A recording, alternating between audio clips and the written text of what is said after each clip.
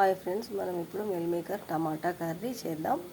అందుకోసమని నేను మిల్ మేకర్లు వేడి నీళ్ళలో వేసి నీళ్లు పిసికి పక్కకు పెట్టిన. ఈ ఫార్టూన్ కంపెనీ వాళ్ళ అయితే చాలా బాగుంటుందండి. మిల్ మేకరు క్వాలిటీ ఉంటుంది, కర్రీ కూడా చాలా టేస్ట్గా ఉంటుంది. ఇవి రెండు ప్యాకెట్లు వేసాను నేను.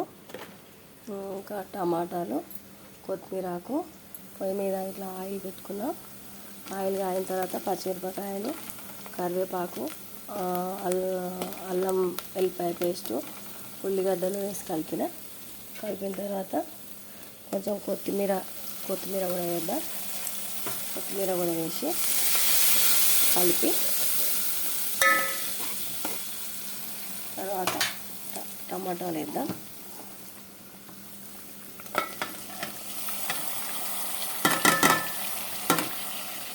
టమాటో వేసి కలుపుదాం.